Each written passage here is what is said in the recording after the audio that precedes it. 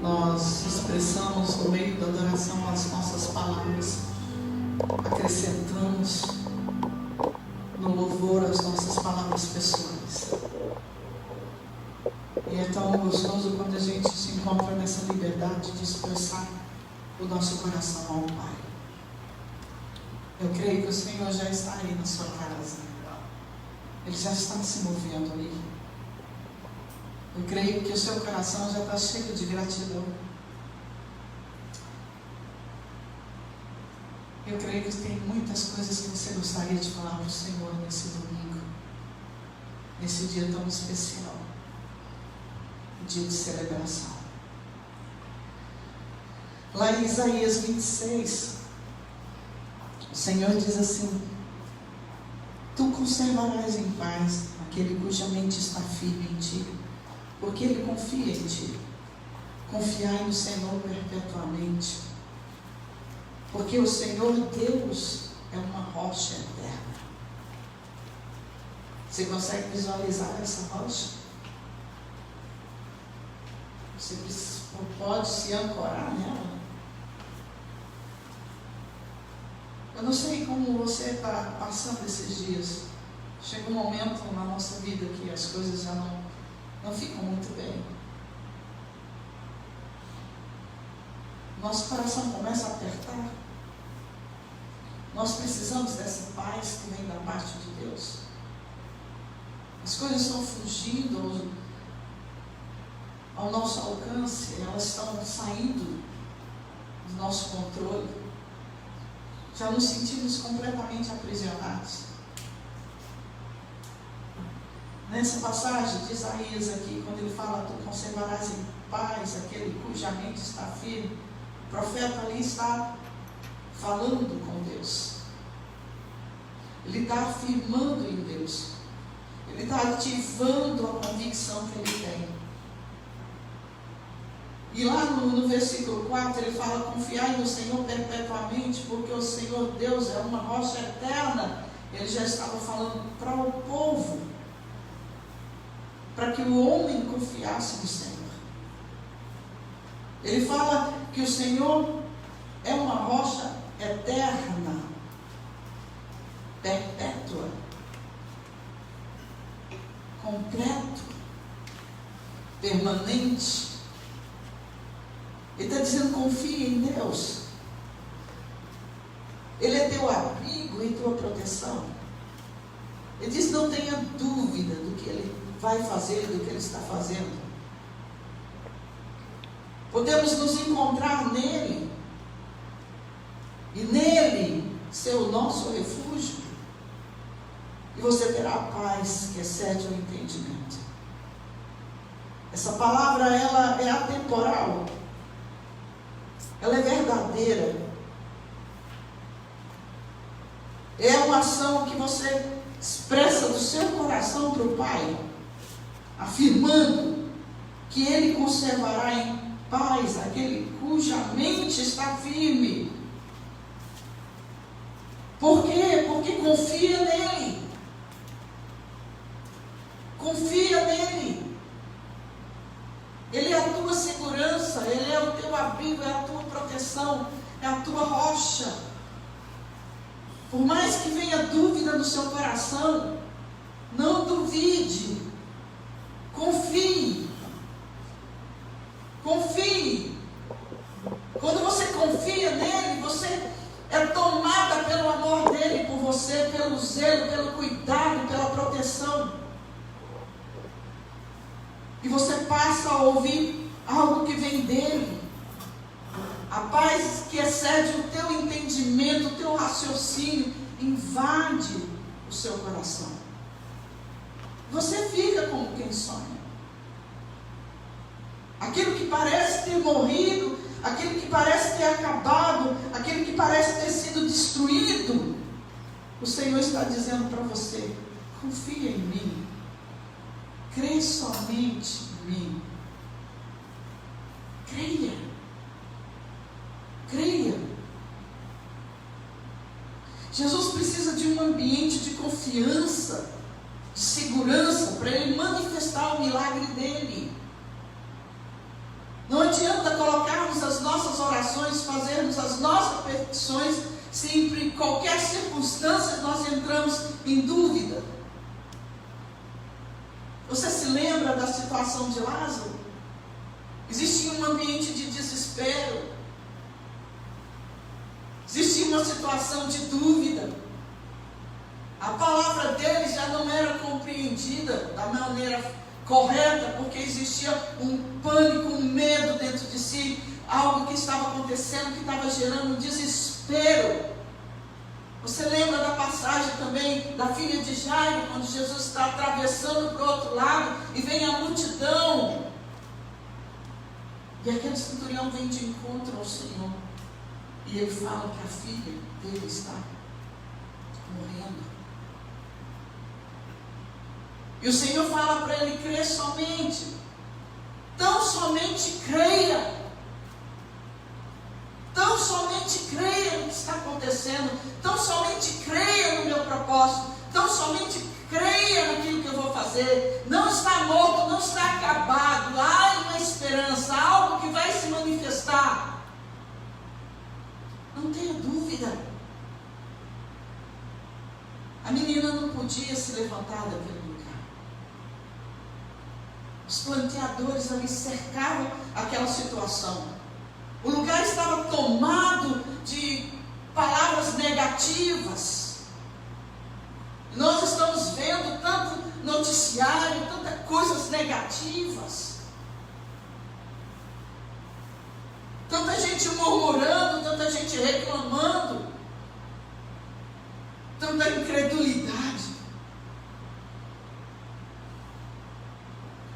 A gente vê tanta gente oportunista nessa hora, tentando se aproveitar de tudo.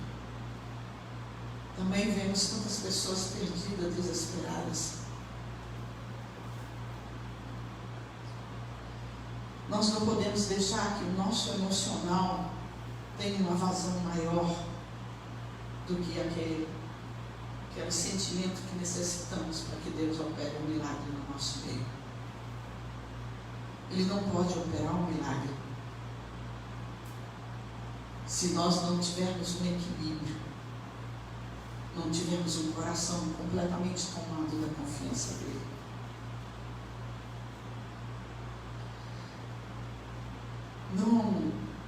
Não deixe com que esse momento que você está vivendo te leve a julgamentos, a posturas que Deus não lhe deu.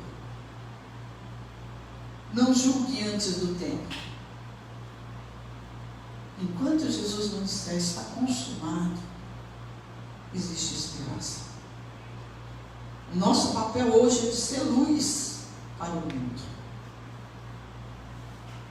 A igreja, a noiva, ela precisa ser luz.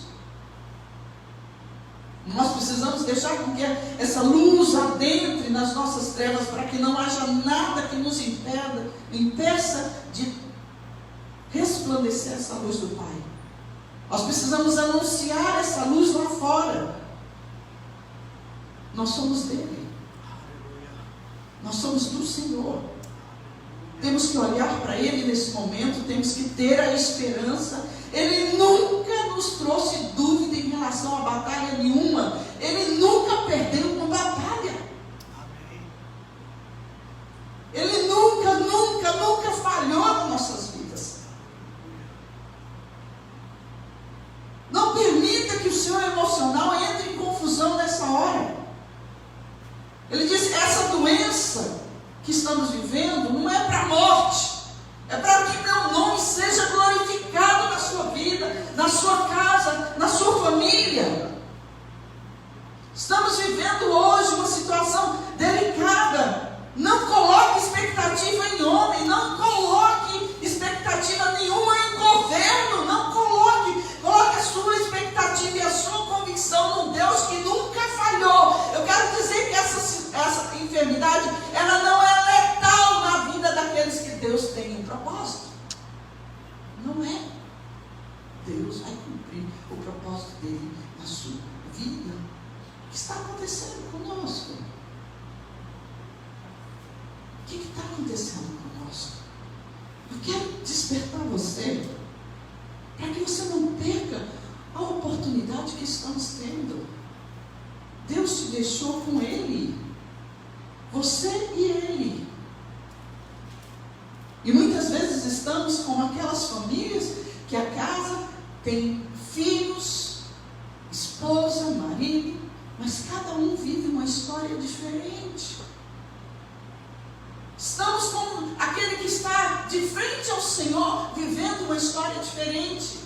Nós precisamos viver a mesma história, para que Deus possa ter liberdade de participar da nossa história e ser o autor principal disso tudo, para que nós, quando sairmos dessa quarentena, sermos a luz e resplandecer sua glória na vida de outros. Amém. Glória a Deus.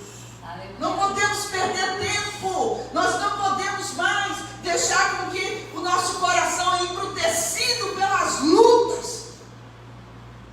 A nossa mente, e muitas vezes cauterizada pelo pecado, venha impedir de que o fluxo dessas águas redentivas estabeleça e cumpra em nós o propósito de Deus.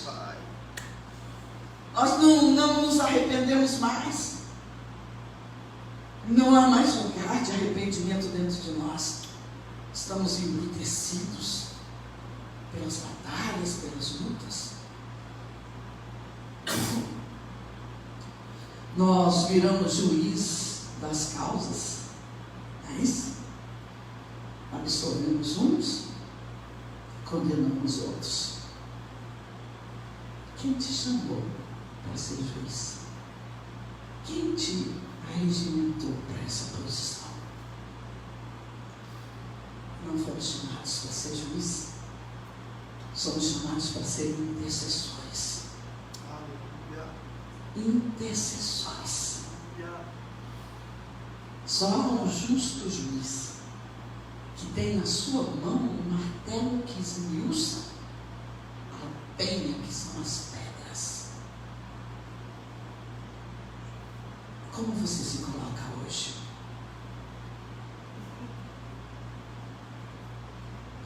Como é que você se encontra hoje? Qual é a causa que você está advogando? Quem te colocou nessa posição? Quem te elegeu a juiz? Temos que ser intercessores, queridos. Existem milagres que só vão acontecer na nossa vida quando o nosso coração for tomado de compaixão e misericórdia. O nosso papel hoje é estender a mão para alcançar a mão do Pai. Ninguém entra na terra da promessa se tiver dúvida. Josué e Caleb entrou porque não entraram na terra da promessa, aqueles que tiveram dúvida. Existe uma promessa de Deus a se cumprir na tua vida nesse momento. Por mais que você aviste as coisas destruídas sem perspectivas, eu quero dizer que as nossas perspectivas, elas são muito diferentes da fidelidade, da lealdade de Deus. Muitas vezes nós queremos as coisas da nossa forma, do nosso jeito. Nós precisamos entender que há um tempo. Passamos pelo mês de Nissan, tempo da libertação do Egito. Adentramos agora no mês de Isacar. Você sabe como era isso? Quando o povo saiu e foi a um processo para subir para o Monte Sinai. Até chegar no Monte Sinai era um processo. Até eles receberem a lei foi um processo. Não recebemos ainda a liberação, estamos no processo.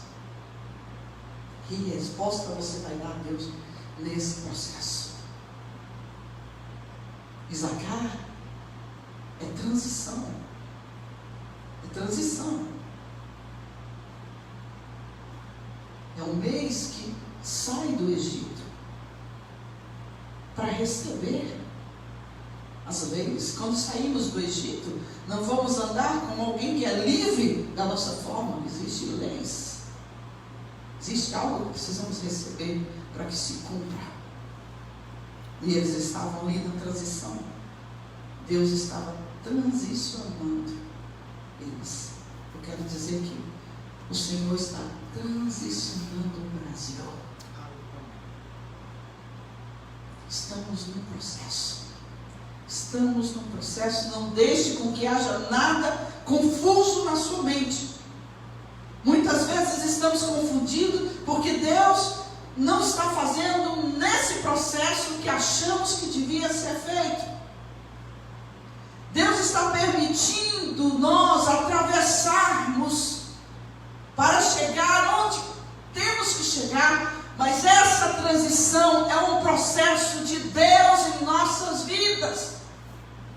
Nós não podemos nos confundir com esse propósito. O tempo é de Deus, o tempo é de rendição, o tempo é de arrependimento, o tempo é de quebrantamento, o tempo é de entrega absoluta.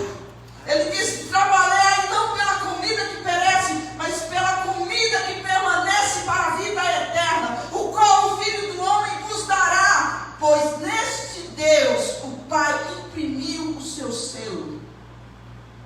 Perguntaram: o que havemos de fazer para praticarmos as obras de Deus? E Jesus respondeu: a obra de Deus é esta, que creiais naquele que enviou. Está ligada essa declaração lá em João 6,37, quando ele diz: eu sou o pão da vida. Aquele que crê em mim nunca terá fome. Aquele que crê em mim nunca terá sede. Tão somente creia. Creia. Jesus disse que era o Pai que operava seu poder sobrenatural através dele. E ele disse que quer nos usar da mesma forma para operar o seu poder através de nós. Ele quer que o seu poder sobrenatural opere através de nós. E essa é a esperança para nós. Para isso, o nosso espírito precisa permanecer nele, comendo e bebendo de tudo que ele é. E assim todas as nossas orações serão ouvidas e o poder miraculoso de Deus fluirá através de nossas vidas. Em João 6,56 ele diz: todo aquele que come da minha carne e bebe do meu sangue permanece em mim e eu nele. E se nós permanecermos nele, as suas palavras permanecerão em nós. Pediremos o que quisermos e nos será feito. Como podemos habitar e permanecer nele? Comendo de sua carne e bebendo do seu sangue e guardando os seus mandamentos. Quando a igreja ela entende esse poder impressionante, ela vai conquistar o mundo para Deus. Arrependimento genuíno e compromisso de seguir Jesus como o Senhor e Salvador de nossas vidas. O Espírito Santo se une ao nosso espírito, nos transformando em uma nova criatura. Desse momento em diante crescemos e nos fortalecemos através do alimento espiritual, que é a carne e o sangue de Jesus, bem como a palavra de Deus. Quando nós nos santificamos e santificamos os elementos, o pão continua sendo pão, o fruto da vide continua sendo fruto da vide, o suco continua. Mas no mundo espiritual, o que isso acontece? No mundo invisível, o Senhor se faz fortemente presente. A sua carne e sangue realmente está ali presente. Nosso espírito literalmente beberá do seu sangue e se tornará um com a sua carne e com o seu corpo. Nosso espírito absorverá a própria vida de Deus e o homem vão se misturando a pouco até estarmos totalmente imersos nele e ele em nós, tornando-nos um só espírito. Vamos participar desse momento? Vamos discernir o momento que estamos vivendo. Deus quer resgatar essa igreja. Eles partiram pão todos os dias, com alegria, com sinceridade de coração. E logo em seguida, o que a palavra diz? O Senhor lhe acrescentava diariamente os que iam sendo salvos. Vamos participar da história com entendimento. Ele tomou o pão e, tendo dado graças, ele partiu que este era o seu corpo que era entregue por vós. Fazer isso em memória dele. Pode partir. Da mesma forma, ele tomou o cálice, tendo dado graças. Ele disse que esse era o cálice da nova e eterna aliança. Pegue o seu cálice, pegue o seu pãozinho. Vamos participar juntos. Eu creio na presença viva dele aí dentro da sua casa. Eu creio nesse momento de celebração e de alegria que pode invadir e tomar seu coração. Porque não nos movemos por aquilo que vemos, mas temos a convicção de que veremos de acordo com aquilo que cremos. Então, ele tomou o pão.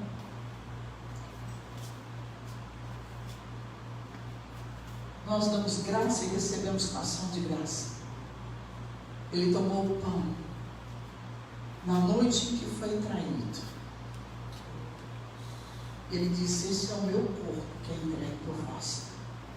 Fazer isso em memória de mim.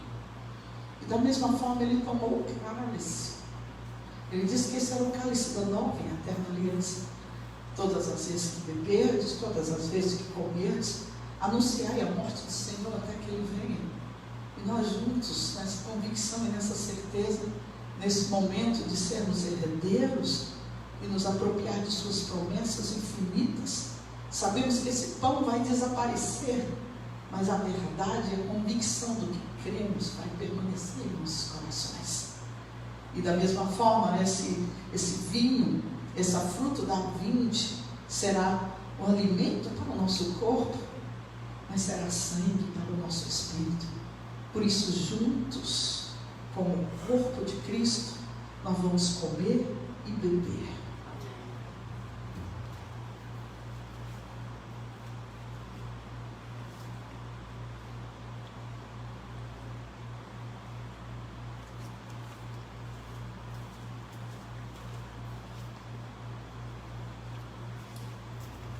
Celebramos o Senhor nesta hora. Se você está aí juntinho da sua família, dê uma chegadinha junto, toque, abrace, dê uns beijinhos assim. Fique com medo não, tem gente que se deixar te dar uns beijinhos não vai ver a promessa se cumprir no seu ventre. Então, dê uns beijinhos, abrace a sua família, declare seu amor, coloque um senzinho nos umbrais da sua porta, estabeleça a sua casa como objeto de louvor nesta terra e repreenda a praga do Egito.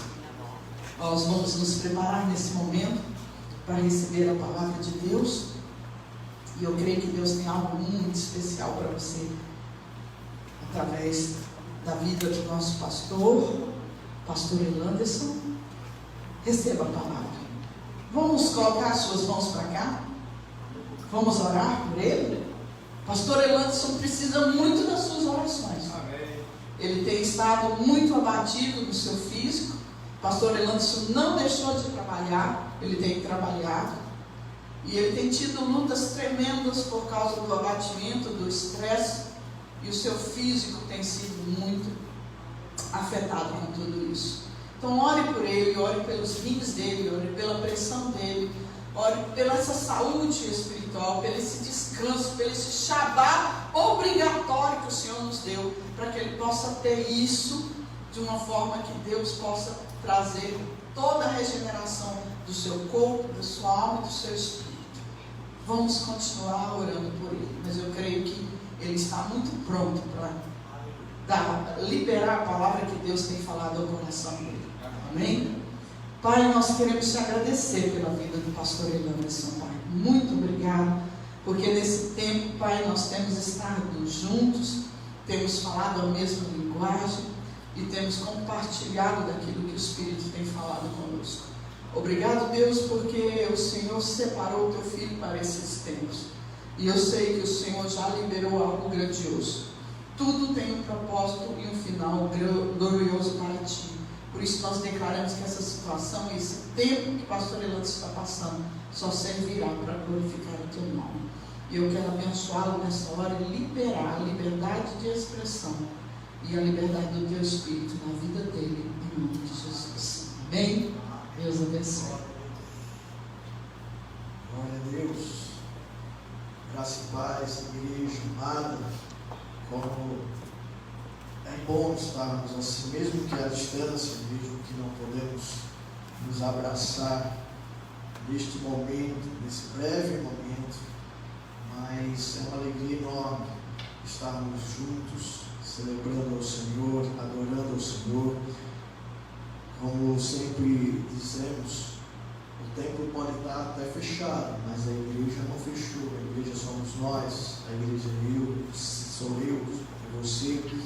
E nós somos gratos ao Senhor por esse tempo que Deus tem nos dado, por esse privilégio de estarmos participando da mesa do Cordeiro, de termos a garantia da redenção e da salvação. Eu creio que logo estaremos voltando a dar aquele abraço mais forte, mais perto um do outro, estarmos celebrando no calor dos cânticos, da adoração, da palavra juntos. Mas como a pastora Graça tem falado e falou que agora é um tempo que Deus tem nos dado direções. Temos que aproveitar esse tempo para ouvirmos a voz do Senhor e sabermos o que o Senhor está fazendo, nos dirigindo e discernindo esse tempo. É algo que Deus tem falado muito sobre o tempo, Ao passarmos agora já não é mais quarentena, já passa de 40 dias, Mas esse tempo nós precisamos remir o tempo, e eu vejo que ter um propósito. Eu creio que não seremos mais os mesmos. Eu creio que nós vamos voltar, eu creio que teremos nossos cultos novamente, mas jamais seremos os mesmos depois desse tempo. Quem tem ouvido, ouça, O Senhor tem falado à sua igreja. E eu queria convidá-los a abrir, nesta manhã, eu queria fazer uma reflexão em cima da carta paulina aos Romanos. A carta aos Romanos, capítulo 13, verso de 11 a 14. Deus tem nos dado essa palavra há algumas semanas. E esse tem sido aquela palavra, eu não sei se você tem com certeza já teve essa experiência, uma palavra de que quando salta os seus olhos, quando o Senhor fala com você, você não consegue falar outra coisa a não ser a respeito disso. Não consegue meditar em outras coisas a respeito disso que o Senhor tem falado especificamente. Então, nesses dias, eu tenho compartilhado em todos os momentos que tenho tido oportunidade, inclusive nas células, nós temos falado um pouco sobre esse texto de Romanos, capítulo 13, verso de 11 a 14. Eu queria que você lesse juntamente conosco nesta manhã. A palavra de Deus diz assim: fazei desta maneira, discernindo o tempo em que vivemos, pois que já é hora de despertardes do sono, porque agora a nossa salvação está mais próxima do que quando cremos. A noite vai passando e chegando ao seu final, o dia logo alvorecerá. Portanto, abandonemos as obras das trevas, revistamos da armadura da luz, vivamos de modo decente, como em plena luz do dia, não em orgias e bebedeiras, não em imoralidade sexual e depravação, não em desavenças e invejas. Ao contrário, revesti-vos do Senhor Jesus Cristo, e não fiqueis idealizando como satisfazer os desejos da carne. Vamos orar. Pai, nós queremos mais uma vez colocar diante do Senhor essa palavra.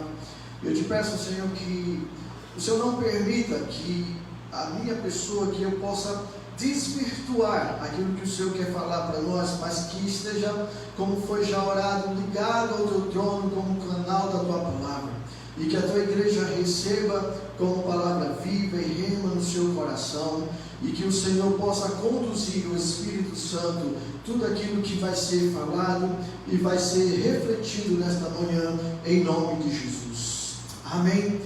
Queridos, como falei, essa palavra tem sido, se eu pudesse dar um tema a essa palavra que o Senhor nos deu nesses dias, seria despertando do sono e discernindo o tempo. Como falei, nós temos falado muito sobre o tempo. Ainda ontem nós tivemos uma live fantástica, uma palavra de Deus ali, direto de Brasília, pela pastora que estava ministrando ali, a pastora Márcia, ministrando com autoridade sobre a palavra de Deus, sobre os tempos, discernir os tempos. E a pastora Graça agora mesmo falou sobre esse mês, que estamos entrando no segundo mês no calendário judaico, e tudo isso nos traz nesse momento a um tempo de reflexão. Estamos vivendo um tempo de incertezas, de angústias, insegurança. É só você abrir um pouco o canal. Eu particularmente não tenho assistido, eu tenho evitado o máximo assistir o noticiário. É impressionante, Principalmente aquela emissora global. Essa daqui não tem liberdade nenhuma em casa. Mas é impressionante que quando você quer de repente ver alguma coisa, você vai ligar o noticiário e começa os números, as estatísticas, e eu não sei você, mas de repente eu já começo a perder o fôlego. Minha respiração já vai ofegando. Eu digo, está repreendido. Parece que a gente já sente até o impacto psicológico diante de tantas notícias más. E a gente fica, e eu disse, Senhor, repreendo esse sentimento aqui na minha casa. Primeiro porque estamos debaixo do sangue do Cordeiro, e segundo porque estamos fazendo sim, cumprindo as orientações, de afastamento, os cuidados higiênicos. Então não tem porquê estarmos assim preocupados no sentido de achar que estou infectado. Eu disse, opa, doença vai fora da minha casa. Mas nós começamos a observar, e ali vai passando mal, passando tempo, e insegurança já não é mais 40 dias, já passa para 60, e há um mês atrás foi dito que estaremos nesses próximos 30 dias, isso há um mês atrás, com a fase com o ápice do corona, com a fase de infecção, e de repente já não é mais, passamos os 30 dias, agora já tem mais 30 dias por diante. Então você não sabe como é que vai vir, o que é que vai acontecer. Como a pastora falou, eu não tenho ficado em casa, tenho trabalhado pela minha atividade, que trabalhamos diretamente, é considerada como uma atividade essencial nesses dias, até porque estamos ligados à cadeia alimentícia também. Então, quando chegamos ao trabalho, vemos as inseguranças nos olhares dos funcionários, dos colegas, aqueles que estão trabalhando, e agora o próximo mês como será, como vai ser a economia, aqueles que estão em casa, será que vou voltar? Há uma insegurança, há um sentimento totalmente assim, diferente que estamos tomando nesses últimos tempos. Mas um sentimento que que Deus tem ministrado no meu coração há algum tempo já, e que eu acho que é o mais perigoso e que tem afetado muito de nós, inclusive igreja do Senhor, é esse sentimento de distrair, de desfocar.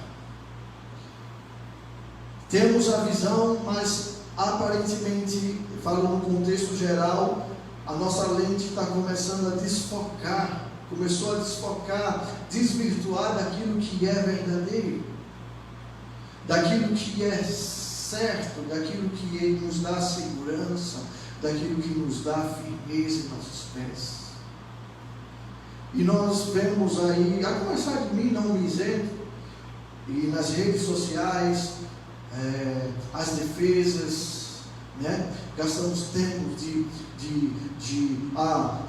ministro tal, ministro saiu, ministro entrou, somos do governo, não somos contra, há uma divergência, e tantas coisas e tantas notícias vêm desvirtuando, vêm desfocando e distraindo esse tempo que o Senhor já tinha profetizado desde o início, que essa década, 2020, seria o ano da proclamação.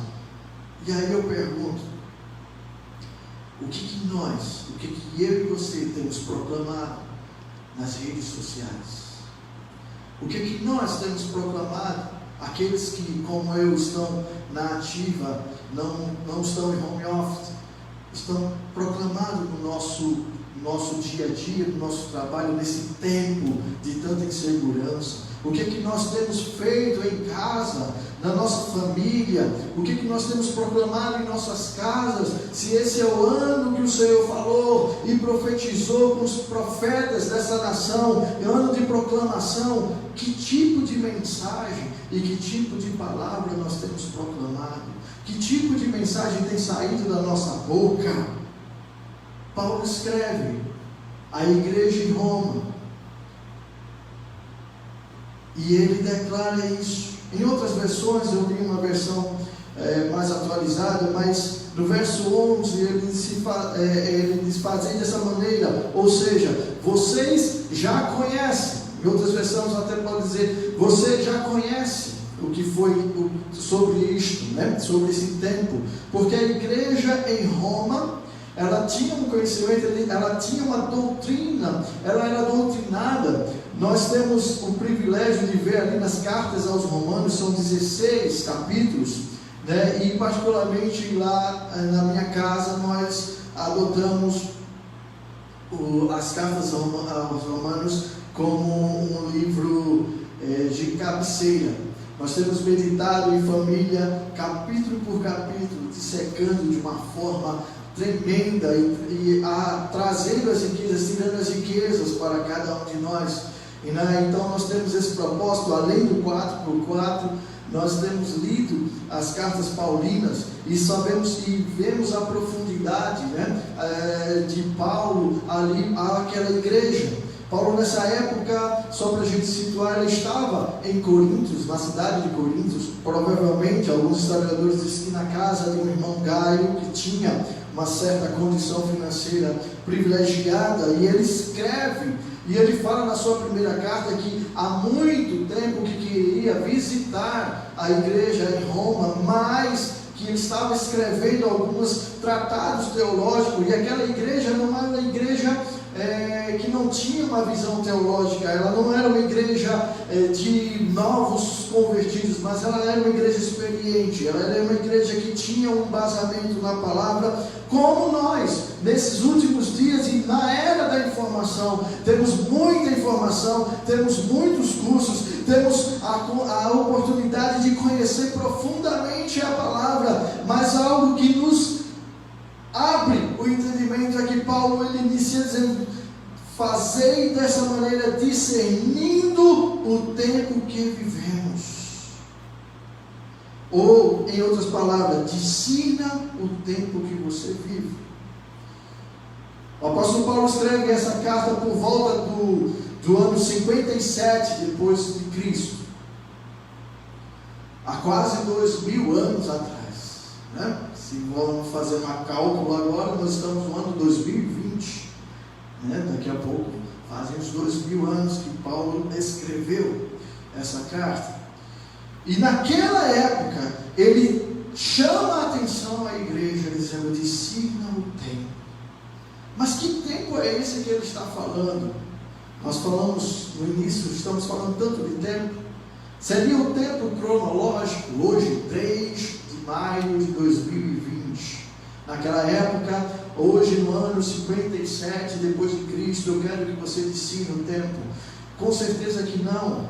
Paulo não estava se referindo ao tempo cronológico, assim como nós contamos os dias, os meses e anos, mas ele estava falando sobre o tempo espiritual, o Kairos, quando nós conhecemos. E é interessante que eu estava pesquisando sobre o significado, achei um significado muito legal do Kairos. Todos nós temos conhecimento do tempo espiritual, Kairos, o tempo espiritual, ou o tempo de Deus, o tempo de manifestação do Senhor. Mas o Kairos, ele tem um significado tão na cultura grega, que ele dizia o seguinte: Kairos é momento existencial de oportunidades e decisão. Momento existencial de oportunidades e decisão. E Paulo fala: se vocês têm esse momento existencial, têm a oportunidade e a escolha e a decisão, e a oportunidade de tomar a decisão correta a respeito do tempo que estamos vivendo. Tempo de alinhar o nosso relógio com o relógio de Deus.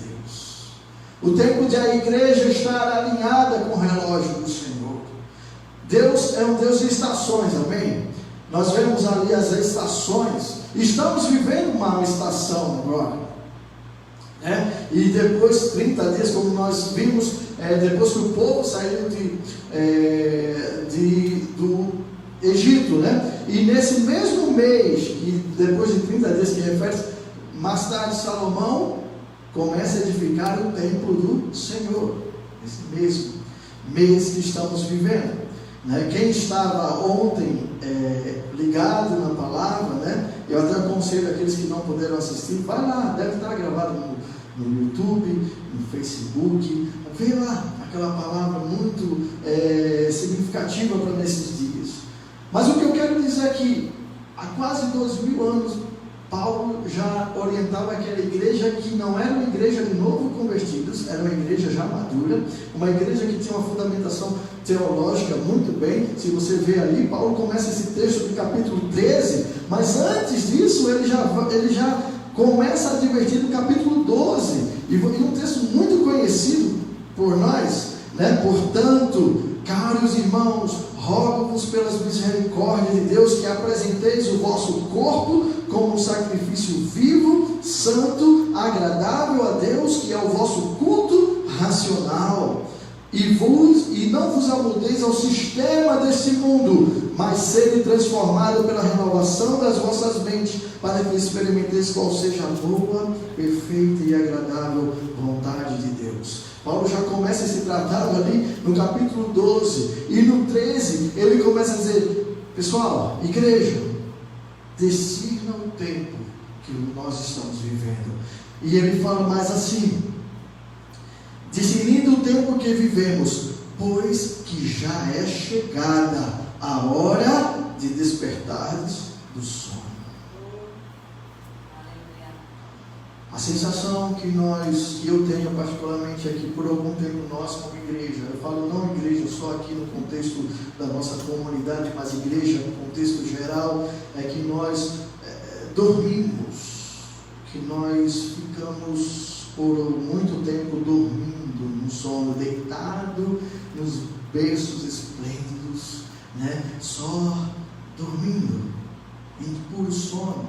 E esse tempo que o Senhor nos traz, neste que estamos vivendo, é um tempo de nós acordarmos, despertar do sono, aproveitar as oportunidades, aproveitar o Kairos, que é um momento existencial de oportunidades e decisão.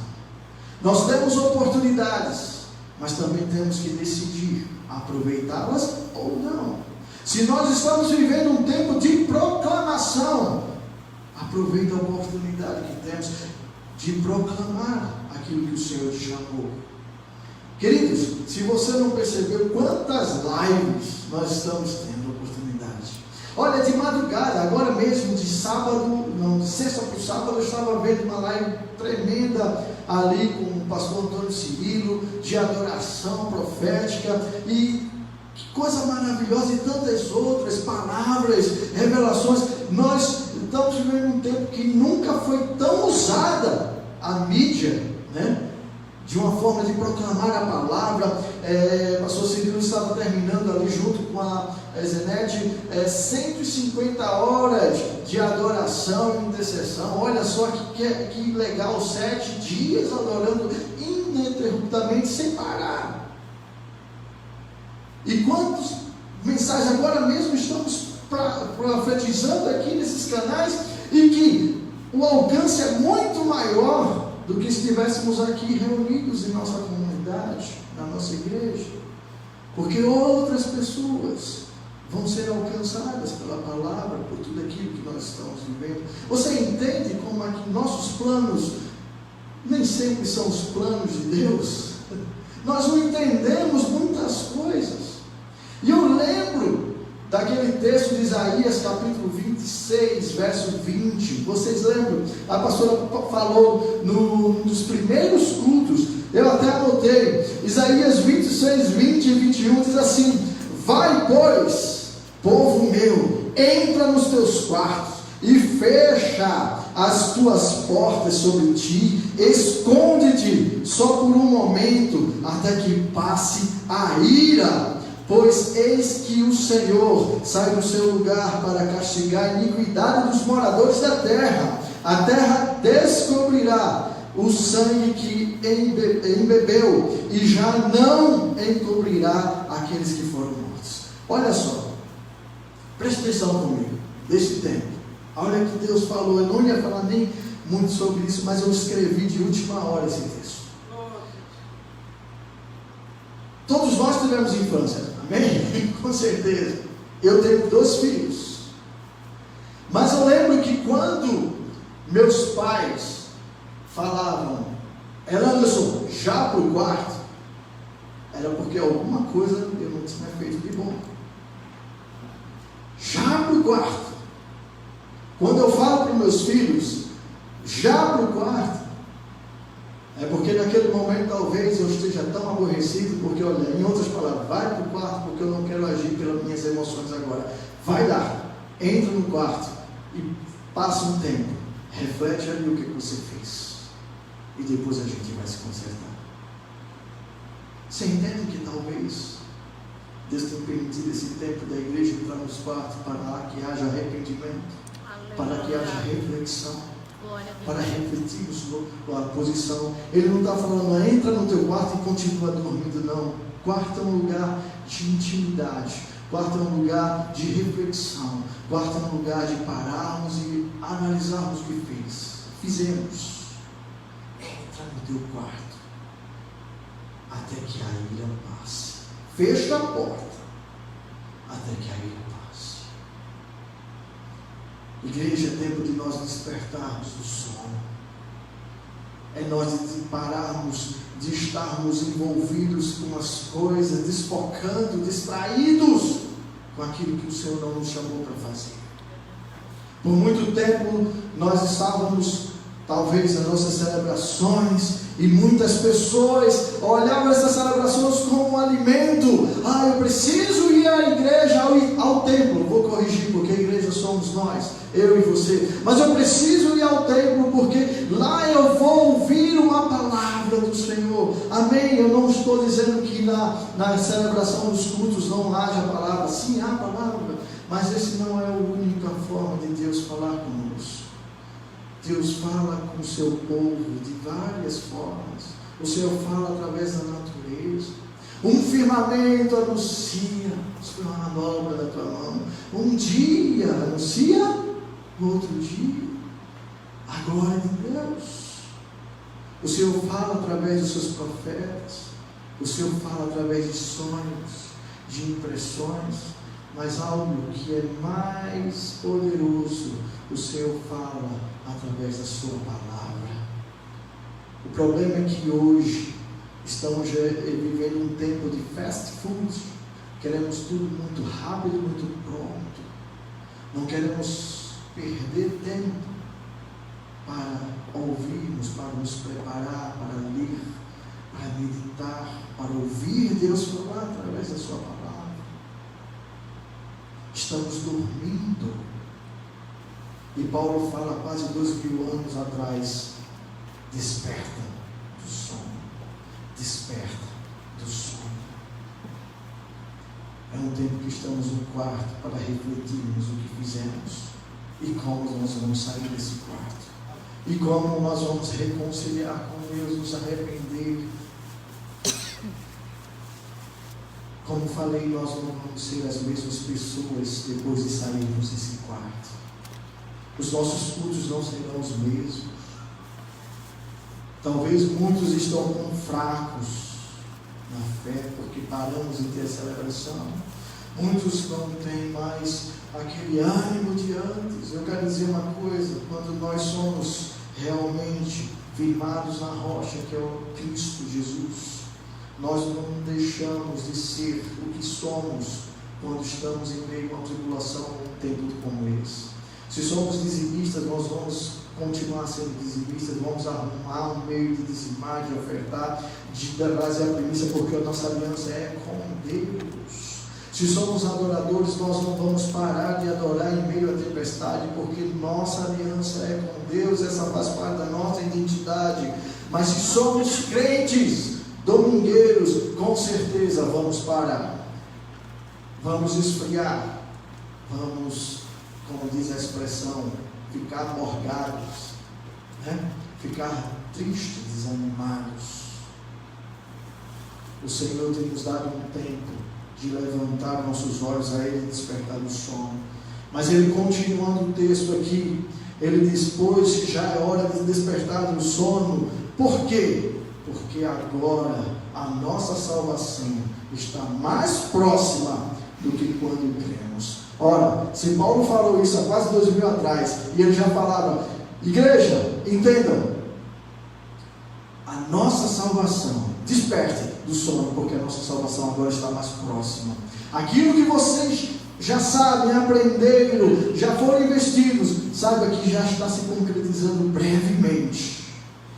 Imagina nós agora, 2020, como está próximo, né?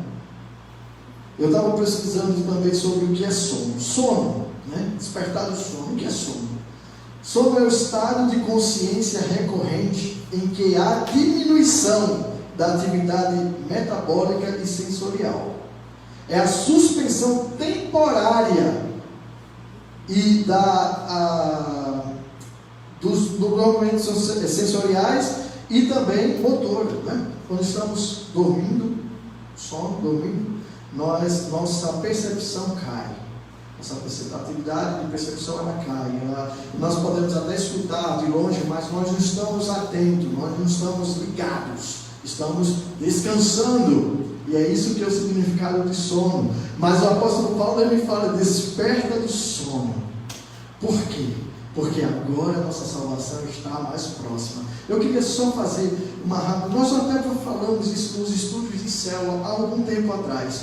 Mas, segundo alguns estudiosos da Bíblia, principalmente daqueles que estão aplicados ao estudo da teologia bíblica em si, ele fala sobre salvação em 3 aspectos. E eu queria só compartilhar um pouquinho com vocês, que, como falei, a gente já até falou em um estudo de célula há algum tempo atrás, e a gente vai relembrar. O que é salvação? Né? E salvação, nós podemos entender nesses 3 aspectos. Né? Salvação não é mais do que perdão dos pecados. Eu sou perdoado dos pecados, sou salvo. Mas nós temos alguns aspectos que nos comprovam a salvação. O primeiro aspecto, salvação, nós somos salvos da culpa do pecado. E isso damos o nome de justificação. Quando nós somos salvos da culpa do pecado, quando nós reconhecemos Jesus Cristo como o único Senhor e Salvador, reconhecemos o nosso pecado e confessamos a Ele e declaramos: Senhor, eu não posso viver mais assim, mas entrego a minha vida. O apóstolo Paulo, lá em Romanos 3, 24, 26, ele já fala que fomos justificados em Cristo Jesus. Então o primeiro aspecto da salvação é: a culpa do pecado não está mais sobre nós, por meio da justificação em Cristo.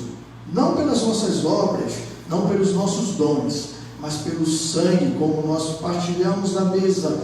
cremos no sangue derramado na cruz e que nos justifica de todo o pecado. Então o primeiro aspecto da salvação é que a culpa do pecado, à medida que nós reconhecemos o nosso estado pecaminoso e confessamos ao Senhor Jesus e nos apropriamos do sacrifício vivo na cruz, essa culpa já é tirada, né?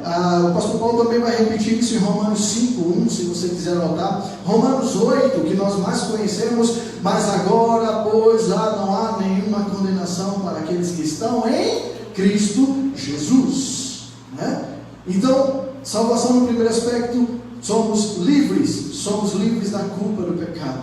Segundo aspecto da salvação é a salvação do domínio do pecado. E é isso que nós chamamos de santificação.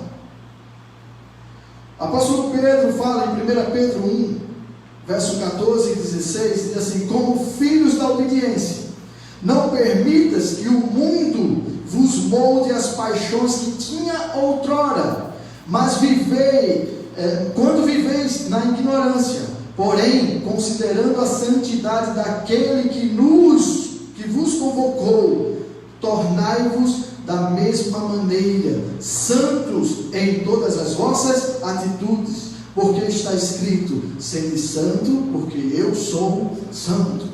Santificação, ou seja, nós já fomos livres da culpa do pecado, mas ainda temos a natureza pecaminosa. Estamos diariamente lutando contra o pecado. E o apóstolo Pedro fala assim: olha, eu sei que o pecado está todos os dias batendo a porta, mas o processo de santificação é a luta, é a entrega, a confissão, é estar trazendo as suas atitudes à santidade do Senhor Jesus. Então, nós já entendemos o primeiro aspecto da salvação é a libertação da culpa do pecado. O segundo aspecto da salvação é a salvação do domínio do pecado, que é a santificação. E o terceiro aspecto é a salvação da presença do pecado. E a isso nós chamamos de glorificação. É quando nós encontraremos com o Pai aqueles que confessam o Senhor Jesus, que foram lavados pelo sangue do Cordeiro, e a promessa é clara que seremos transformados, nossos corpos mortais atingirá a imortalidade e nós não conviveremos com o pecado, seremos glorificados. Tudo isso eu estou falando porque Paulo fala assim: olha, desperta do sono, porque agora a nossa salvação está mais próxima. Paulo estava se referindo justamente a isso.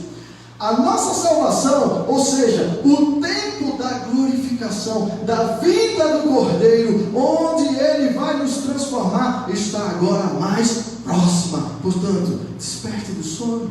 Não perca tempo com as coisas que estão aí distraindo a sua visão. E para nós hoje, se eu perguntasse aqui, é claro que é uma pergunta simplesmente na parte de oratória, mas reflita, se de repente por algum meio, né, não quero aqui falar sobre a escatologia e me arriscar nesse momento, mas se de repente você tivesse a convicção, soubesse de alguma forma que Jesus estava voltando daqui a algumas horas, poucas horas, hoje seria o último dia, e daqui a pouco Jesus está voltando, qual seria a tua atitude? Qual seria a tua reação? Seria de como nós, depois da ceia, falamos: Maranata, ora vem Senhor Jesus, quero Senhor, sim, glória a Deus, o Senhor está chegando, quanto tempo esperei? Ou seria o momento de você talvez ligar para aquele parente, aquele amigo, ou sei lá, aquele conhecido que talvez precisar liberar um perdão, ou ser perdoou, liberar um pedido de perdão, ou talvez ligar às pressas: meu Deus, há tanto tempo que eu queria falar do amor de Deus para aquele colega de trabalho, e agora Jesus está vindo e ele vai para o inferno porque eu não tive tempo. Aliás, tive tempo, mas não tive coragem.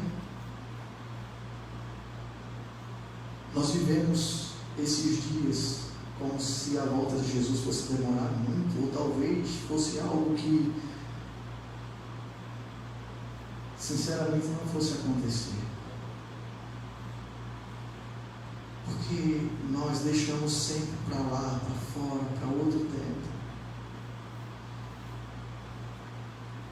Eu creio, muitos se arriscaram a dizer Jesus vem tal ano, tal tempo, pelos sinais, não estamos arriscando isso, mas quem nos garante o tempo da volta de Jesus? E como nós estamos nos portando como crentes? Achamos que vai demorar muito, estamos dormindo, estamos como aquelas virgens imprudentes, que não se prepararam para o encontro com o noivo. Falamos, cantamos, dizemos, ora vem, Maranata, ora vem, Senhor Jesus. Mas quando entramos na nossa realidade diária, nós achamos que isso aí vai acontecer um tempo muito distante. Não é uma realidade. Desperta do sono, porque é chegado o tempo de Deus. O apóstolo Paulo continua dizendo, a salvação está mais próxima, e no verso 12 ele diz, o segundo advertência que Paulo nos diz, ele diz, a noite vai passando, e chegando o sol, e chegando ao seu final, o dia logo alvorecerá. Ele repete mais ou menos o que ele falou no verso 11, ele diz, olha, a noite, simbolizando, essa aqui é uma característica metafórica, né? Da Bíblia, diz, a noite simbolizando as trevas, esse tempo sombrio de trevas já está passando e logo o dia vai amanhecer. Portanto, abandonemos as obras das trevas e revistamos da armadura da luz. Estamos passando um tempo e logo o Senhor está voltando, mas nós estamos distraídos, estamos dormindo, estamos perdendo tempo, distraídos com tantas outras coisas. E o apóstolo Paulo dizia, é chegado o final e o dia está chegando, ou seja, a noite, que geralmente, né, nós dormimos, ele está dizendo, olha, sejam vigilantes, sejam madrugadores, espere, porque já está amanhecendo. E a terceira referência que ele fala, e a advertência está no verso 13, ele diz, aliás, 14, ele fala, desculpa, só voltando, nesse verso 13, aí ele começa a falar dos pecados, né, das trevas. Ele fala o seguinte, vivamos de modo decente como em plena luz do dia, ou seja, com nada a esconder. Quem anda durante o dia não está escondendo nada, né? Geralmente quando se querem fazer algo errado, está à noite, procura os lugares mais sombrios, mais escuros, se bem que hoje, nos nossos dias, está a clareza, né? Está vindo à tona, né? Toda a depravação moral da sociedade, mas ele fala, olha, vivamos andando na plena luz, não em orgia, bebedeiras, não em imoralidade sexual, depravação, nem desavença, nem invejas. Aí Paulo começa a nomear os pecados. Se a gente puder voltar um pouquinho, é justamente, Paulo estava, como eu falei, escrevendo lá em Corinto. Corinto era uma cidade portuária que tinha, pela sua cultura greco-romana, uma potencial terrível de imoralidade sexual, né? Ele tinha essa orgia. O significado da palavra orgia é festa em honra ao deus Baco. É interessante que daí surgiu a palavra que refere-se à orgia como bacanal. E isso era muito presente nessa cultura. Paulo estava falando daquilo que ele estava vendo naquela época. Existe alguma semelhança com hoje? Existe alguma semelhança com esses dias? E por que Paulo orienta a igreja? Ah, não, mas se os crentes não estavam fazendo isso, glória a Deus. Os crentes verdadeiros que estão firmados em Cristo, geralmente eles estão lutando dia a dia no processo de santificação contra o pecado. E aqueles que estão simplesmente esperando uma palavra do pastor, uma palavra da pastora, para tentar alimentar e tentar não cair. E esses como estão vivendo? Deus fala através dos profetas, mas Deus fala através do nosso compromisso com a sua palavra, com a devoção. E no verso 14, ele fala: ao contrário de viver em orgias, revestivos do Senhor Jesus Cristo, e não fiqueis idealizando como satisfazer o desejo da carne. Eu escrevi um conceito sobre revestivos do Senhor Jesus, e eu queria encerrar com esse conceito. Ele diz o seguinte: revestir-se de Cristo é mais do que apenas identificar-se com Cristo na sua morte e ressurreição, como fizemos na mesa, na ceia. Então vou repetir: revestir-se de Cristo é mais do que apenas identificar-se com Ele na sua morte e ressurreição. Mas revestir-se em Cristo significa estar unido a Ele em um só Espírito, na semelhança da sua vida. Não é me identificar com o sacrifício de Cristo, mas me unir na sua semelhança e na sua vida. Colossenses capítulo 1, verso 27, final diz: Cristo em vós, a esperança da glória. Em outras palavras, revestir-se de Cristo é nós apresentarmos o Cristo vivo onde quer que estejamos, é refletirmos a glória de Deus aonde quer que estejamos e como nos portamos e como nos falamos. Queridos, esse é um tempo de reconstrução, é um tempo de alinhamento com o relógio de Deus, é um tempo espiritual de oportunidade e decisão de nós como igreja, como crentes, não estarmos aqui só escutando um sermão, uma adoração belíssima, mas nos posicionar, porque nós não seremos os mesmos. Eu só queria finalizar. Se você puder, você não precisa abrir, mas você anote aí uma palavra que o Senhor também me deu em Ageu, capítulo 2, verso 1 a 9, durante a madrugada. Ageu, capítulo 2, de 1 a 9. Ageu, ele profetiza ali por volta do ano 520 antes de Cristo, ali logo depois que o povo foi liberto ali, liberto entre aspas, ele foi dado a permissão pelo Dário, pelo rei Ciro, que dominou Babilônia, que tirou Babilônia, ela tornou-se cativo, levou cativo o povo de Israel durante 70 anos, e logo quando a Pérsia, domínio Pérsia, ele alcançou ali a Babilônia e desfez ali, se apossou do governo da Babilônia, Ciro, ele escreveu um decreto dizendo, liberando o povo de Israel a voltar para Jerusalém para reconstruir. Isso por volta de 520. A primeira leva foi em torno de 50 mil pessoas do povo. Ora, o povo de Israel tinha muito mais pessoas, certo?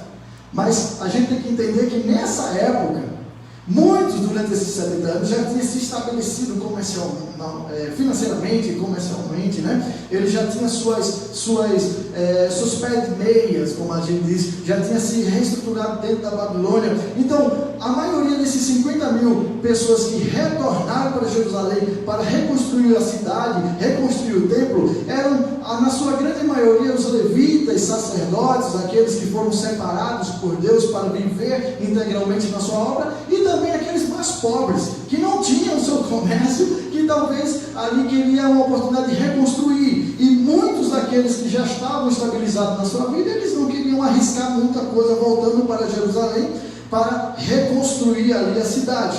Então, pois é, o texto de Ageu 2, ele fala: no 21º dia do 7º mês, a palavra foi comunicada por intermédio do profeta Ageu, dizendo: formulai a seguinte indagação ao governador de Judá. Judá significa louvor, uma cidade de louvor. Zorobabel, que era o governador escolhido, filho de Salatiel, ao sumo sacerdote Josué, filho de Jeozadoque e ao restante do povo. Aí o verso 13 ele diz: dentre vós, os sobreviventes que se lembram de ter visto este templo em sua primeira glória, sobreviventes que viram em primeira glória, comparado ao primeiro, não é nada o que os vossos olhos contemplam agora?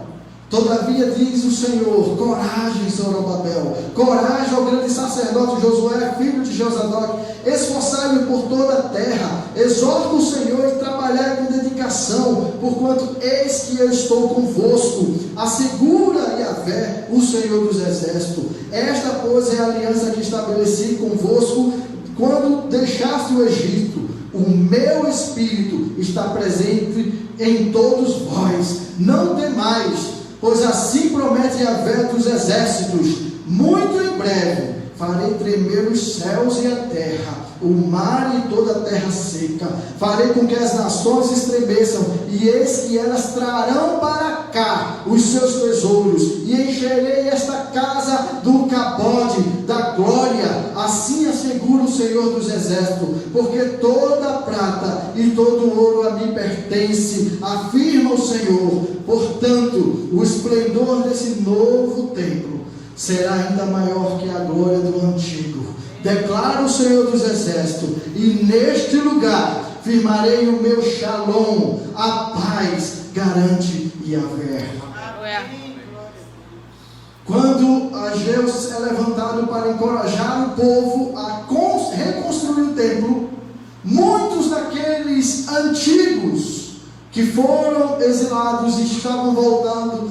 Você pode até acompanhar essa leitura depois em Esdras, livro de Esdras, capítulo 3, versos de 1 a 13. Esdras declara isso. Eles começaram a erguer a base do templo, e o templo, eles começaram a chorar, porque eles perceberam que esse segundo templo não era tão suntuoso, tão glorioso como o templo que Salomão tinha construído, como o primeiro templo que foi destruído. Então eles começavam a chorar, e isso causou também um desânimo, porque para eles, talvez por condições financeiras, apesar que Dário tinha liberado os depósitos de ouro e de prata que Nabucodonosor tinha levado para a Babilônia, mas porém eles começaram a desanimar, dizendo: não tem a mesma glória do templo que Salomão edificou, não tem a mesma glória. E enquanto alguns louvavam, levitas adoravam o Senhor, outros choravam e gemiam porque não tinham a mesma glória.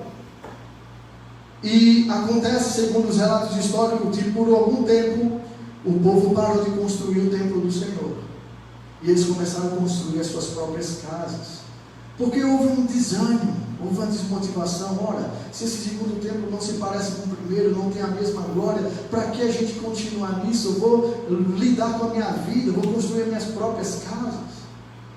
E o Senhor levanta Ageu novamente, diz: Ageu, levanta, encoraja esse povo, encoraja o governador, encoraja esse povo que voltou, porque a aliança que eu tenho de levantar esse templo, logicamente Deus não era que Deus ia habitar naquele templo, mas ele falava que o Espírito dele estava sobre ele, e que aquilo era uma marca da aliança, o novo templo sendo erguido, mesmo que não fosse com a glória aparente daquilo que Salomão construiu, mas ele diz: eu, Yahvé, garanto a vocês. Em outra versão diz que a glória desta última casa será maior do que a primeira, porque ali estará a minha glória, não um templo de tijolos, de madeira, de ouro e de prata, mas a essência, a glória de Deus. Eu creio que esse tempo de reconstrução nos remete a essa segunda casa, essa última casa, desculpa. Ele não fala segunda casa, ele fala última. Nós estamos vivendo a última casa, onde a glória do Senhor resplandecerá e moverá a igreja de uma forma sobrenatural, e nos tirará do sono, do berço esplêndido, para assumir o nosso papel de igreja comprada e lavada pelo sangue de Jesus, o papel de proclamarmos a palavra do Senhor, o papel de levantarmos e dizer: Senhor, eis-nos aqui, Nós não queremos ser os mesmos, não queremos viver mais os mesmos, mas estamos num processo, reconstrução, reconstruindo, não o templo visível de prata, de ouro, de madeira, mas o templo espiritual, onde o Senhor habita nesses dias. É isso que vai fazer a diferença sobre a minha vida e a tua vida. Não é chegar ao templo físico, mas nós somos a casa do Senhor, o templo vivo do Espírito Santo, e é Ele que nos motiva, e é Ele que nos impulsiona, é Ele que nos encoraja, é Ele que nos levanta nesses dias de aflições e insegurança, para vivermos a semelhança da vida de Cristo aqui na terra.